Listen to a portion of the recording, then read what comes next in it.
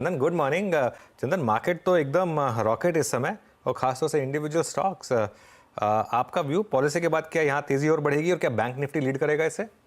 अनुज, धन्यवाद। देखिए, पॉलिसी में कोई नेगेटिव सरप्राइज नहीं था और वही मार्केट के लिए पॉजिटिव है। मेरा ऐसा मानना है कि दो मेजर इवेंट अब निकल चुके हैं और बाजार अब अपने हिसाब से तेजी की तूल पकड़ेगा। और सबसे अच्छी बात है कि हमने पिछले 3-4 दिनों के वोलेटाइल स्विंग्स के बाद अपने आप को निफ्टी में 23,000 और बैंक निफ्टी में 49,500 के ऊपर होल्ड करने में कामयाब हो पाए हैं। दूसरी तरफ आप देखोगे तो वोलेटाइल इंडेक्स में लगभग 50-60% के ऊपर के लेवल से करेक्टिव मूव देखने को मिला है इन टोटल। इंडिया विक्स है वो 16-17 के नीचे कंफर्टेबली होल्ड कर रहा है, तो वो भी इंडिकेट कर रहा है कि कहीं ना कहीं बाजार में अब स्टेबिलिटी बनेगी। तो मैं सीधे अब लेवल्स की बात कर रहा हूं, तो मेरा ऐसा मानना है कि निफ्टी अब 22,750 के जोन को होल्ड करेगा और वापिस जो 4-5 दिन पहले के हाई थे 23,110 और 23,338 वहां तक छूता हुआ नजर आ सकता है।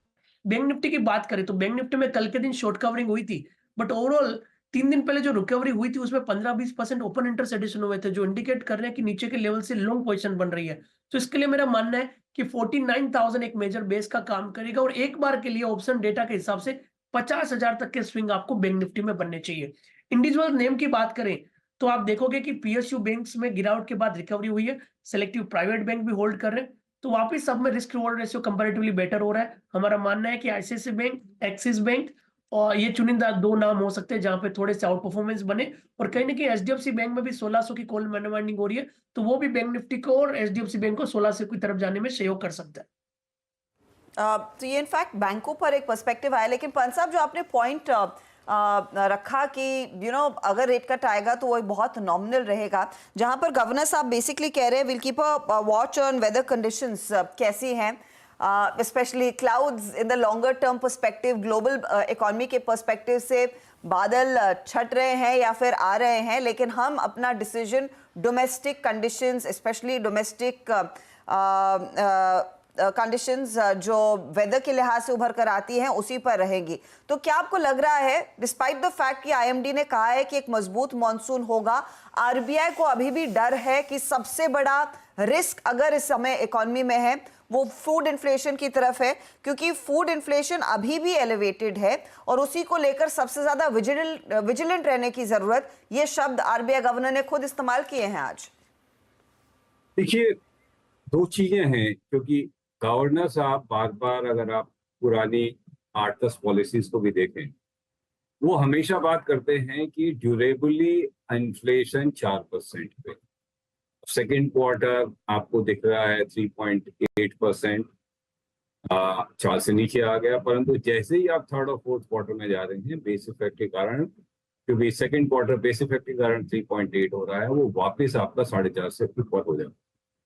जब तक आगे अगले साल 1.5 साल के लिए ये नहीं नजर आता कि इन्फ्लेशन 4% के आसपास रहने वाला है, उसके रीजन बहुत हो सकते हैं कि आपका जो इन्फ्लेशन है वो बढ़ गया because of monsoon, food inflation, ये सब चीजें हैं। तो जब तक जो मॉनसून है सबसे बड़ा कंसर्न है, क्योंकि मोर देन आपका जो इन्फ्लेशन, फूड इन्फ्लेशन, जो हमारे 50% लेबर जो है, एम्प्लॉयमेंट जो है वो एग्रीकल्चर में है 50% से ज्यादा, और रूरल एरिया में काफी सारा जो है किस तरह की डिमांड आई।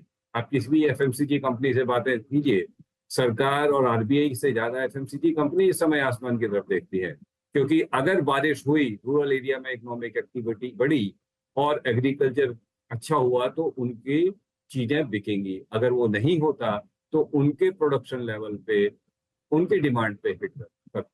तो यस, जो आपका मॉनसून है वो बड़ा अननोन है, उसके ऊपर बहुत कुछ डिपेंड होते हैं, पर रेट कट जब तक ड्यूरेबली 4% का इन्फ्लेशन का आंकड़ा आरबीआई को नहीं नजर आता अगले 6 महीने साल भर में, चांसेस ये है कि जैसे 5:1 था पिछली बार, इस बार 4:2 में ख्याल से डिसीजन हुआ, हो सकता है 3:3 डिसीजन हो जाए, परंतु चांसेस जब तक ये है, जब तक 4% पे वो नहीं पहुंचता तब तक रेट कट हमें देखने को मिलेगा। और अगर दिखेगा भी तो वो एक नोशनल 25 बेसिस पे।